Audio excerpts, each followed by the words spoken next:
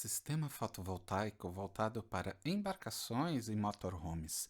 No vídeo de hoje, vamos conversar sobre a energia externa, como nós podemos acessar uma energia fora do nosso barco ou fora do nosso motorhome. No caso do barco, vamos pensar o barco numa marina. Marina é um lugar que você atraca o seu barco, né? E você tem acesso a inúmeros recursos da marina. Eu vou citar de cara o banheiro. A gente pode tomar banho num banheiro que tenha água abundante. Essa coisa de água na embarcação é bem restrita, né? Bom, outro benefício que a gente tem é, às vezes na marina tem uma lojinha de produtos náuticos, às vezes tem um restaurante, tem uma quadra poliesportiva, enfim, há inúmeros benefícios.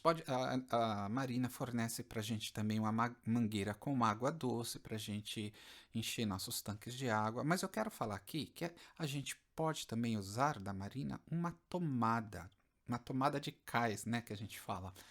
Então, a gente pega a nossa extensão e a gente pluga na tomada da marina. A partir desse momento, a gente passa a usar a energia da marina e não aquela que a gente produz pelo painel solar. Claro, a gente pode usar as duas juntas em algumas situações, mas em linhas gerais a gente dá prioridade a empregar a energia que vem dessa tomada, tá certo? Agora, no caso de motorhomes, acontece algo muito parecido quando o motorhome está num camping. Então, o camping é um lugar que você chega com o seu motorhome, passa a usufruir dos benefícios desse camping, e dos benefícios é você poder usar uma tomada externa, uma tomada lá do camping, tá bom? Nós temos ao longo dos vídeos tentado construir um projeto conceitual aqui. Algo assim, uma proposta bem simples, né? Mas queremos contemplar os elementos fundamentais do sistema fotovoltaico para barco ou para motorhome. E hoje vamos considerar mais um passo. É como se a gente estivesse subindo uma escada, degrau a degrau, e hoje vamos subir mais um degrau. Seria como conceber essa ligação para energia externa. Tudo bem? Vamos lá. Nós temos construído um sistema fotovoltaico, anatomia básica, sendo um painel, né, tendo um controlador de carga e tendo a bateria. Claro que podem ser múltiplos painéis, sim, podemos usar mais do que um. Podemos ter múltiplas baterias? Também podemos ter. Vai depender do nosso bolso e do espaço e da condição que a gente tiver ali em cada contexto, tá certo? Até mesmo o controlador de carga pode ser empregado mais do que um. Mas se tivermos só essa mini estrutura, a gente já consegue alimentar um QDC de corrente contínua. Gerson, o que é mesmo QDC? QDC é um quadro de distribuição de circuitos, um quadro elétrico, né? Só que só com corrente contínua. Nesse caso, a gente pode ligar iluminação, né? Iluminação 12 volts, por exemplo, podemos ligar uma televisão, se ela for 12 volts, podemos ligar um som. Inúmeros equipamentos podem ser em corrente contínua, tá certo? Mas também pode ser que nós tenhamos alguns equipamentos em 110 ou 220 em corrente alternada. Nesse caso, a gente usa um inversor. Ele é alimentado a partir da bateria e fornece 110 ou 220, conforme for o seu contexto aí. E essa corrente alternada vai alimentar um outro QDC, um outro quadro de distribuição de circuitos, só que agora de corrente alternada. Nesse caso, seria um quadro muito parecido com os quadros que a gente tem nas nossas residências, tá bom? Agora, e aquele cabo que aquela tomada, aquela extensão que a gente iria ligar numa tomada externa, lá no pier da marina ou no camping? Bom, a energia do camping ou da marina é uma energia do tipo de corrente alternada. É esse tipo de energia que a concessionária a concessionária da cidade vai fornecer para a marina ou para o camping, tá certo? Bom, se é corrente alternada, a gente podia alimentar o nosso QDC de corrente alternada, né? Bom, legal. Mas aí você fala, bom, alimentei quadro de corrente alternada, mas e os meus equipamentos de corrente contínua? Eu vou ser obrigado a usar realmente só da bateria? Não, não é. A gente pode usar uma fonte. Uma fonte, por exemplo, nesse exemplo, de 100 amperes e 12 volts. Essa fonte faz mais ou menos o contrário do que um inversor faz, porque ela recebe corrente alternada, né, uns 110 ou 220, e essa fonte vai fornecer 12 volts em corrente contínua. E aí, se é corrente contínua, vai poder alimentar o nosso QDC de corrente contínua, o nosso quadro de distribuição de circuitos de corrente contínua, tá certo? Que outra coisa a gente pode fazer? A gente pode usar também um carregador de baterias a partir desse cabo que a gente ligou lá fora. Mas talvez você esteja se perguntando para que eu precisaria de um carregador de baterias se eu já tenho meu painel solar carregando a bateria. É verdade, o seu painel solar realmente vai carregar a bateria. Mas há um detalhe: se nós ligarmos um carregador nesse cabo que a gente está ligando lá fora do barco, lá fora do motorhome, esse carregador vai poder alimentar a bateria, carregar a bateria 24 horas por dia, dia e noite, né? Se usarmos apenas o nosso painel solar, ele vai mandar energia para a bateria apenas durante o dia. E usando esse carregador alimentado por esse cabo externo, né, a nossa bateria poderia ser alimentada constantemente, né? Daria até para desligar o nosso painel solar, deixar ele descansando um pouco enquanto a gente estiver na marina ou enquanto a gente estiver no pier, e deixar somente esse carregador externo aí alimentando a bateria constantemente, tá bom?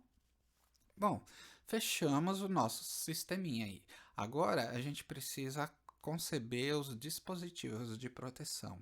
Vamos começar justamente por esse cabo que a gente espetou lá fora, tá? Então, segundo a NBR 5410, que concebe e que orienta instalações de baixa tensão, que é o nosso caso aqui, a gente deveria usar um dispositivo de proteção contra surto, um DPS, só que DPS para corrente alternada, um disjuntor para corrente alternada e um dispositivo DR. Esse dispositivo DR, a ideia dele é que ele desarme se ele perceber alguma corrente de fuga no sistema. Se você viu os vídeos anteriores, você deve estar lembrado como acontece a corrente de fuga e como ela é perigosa. Convém que a gente se proteja contra ela do melhor jeito possível. Então, a NBR preconiza o uso de um dispositivo DR, então nós vamos colocar um aqui também, tá bom? Que outro lugar a gente vai colocar nessa linha desse cabo que vem de fora? Bom, antes da fonte, a gente coloca um disjuntor de corrente alternada. Antes do carregador de baterias, a gente coloca outro disjuntor de corrente alternada. Agora, ali no QDC de corrente alternada, como ele recebe? Ele é alimentado tanto pelo inversor quanto por esse cabo que a gente ligou lá fora, ligou no PIRA ou no CAMP. Então, vamos colocar um disjuntor nos dois circuitos, tá certo? Há uma observação aqui, mas eu vou deixar um pouquinho mais para frente no vídeo. Aguente firme aí que a gente vai falar já mais um detalhe sobre isso. Vamos continuar com os dispositivos de proteção, só que agora nos circuitos de corrente contínua, nessa linha pontilhada que você vê aqui na tela, tá bom?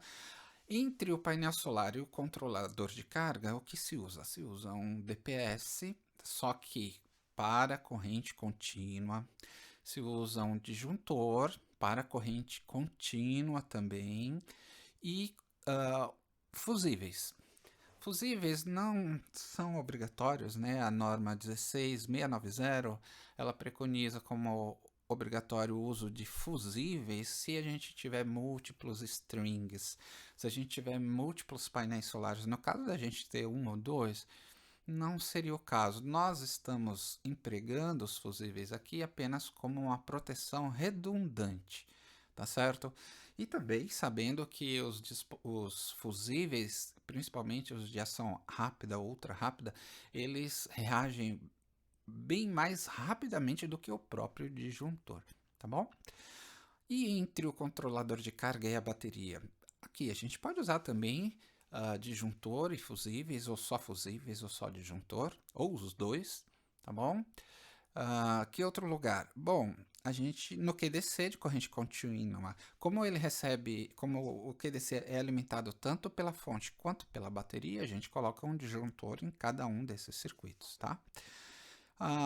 Na saída do carregador de baterias, a gente usa outro disjuntor, também de corrente contínua, e entre a bateria e o inversor, outro disjuntor de corrente contínua, tá certo? Bom, fechamos o nosso sisteminha, tá?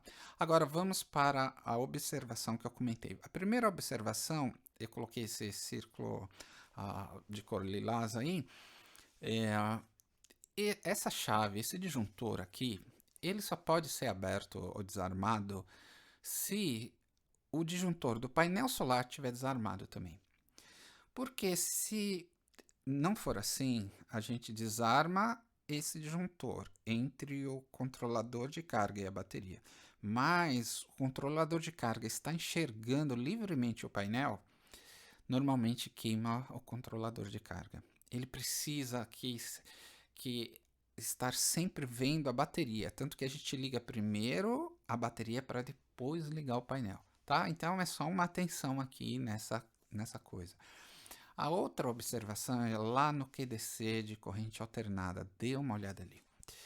Veja, do jeito que está, o QDC pode ser alimentado tanto pelo inversor quanto pelo cabo que a gente plugou lá fora, mas eles não podem nunca estar alimentando simultaneamente.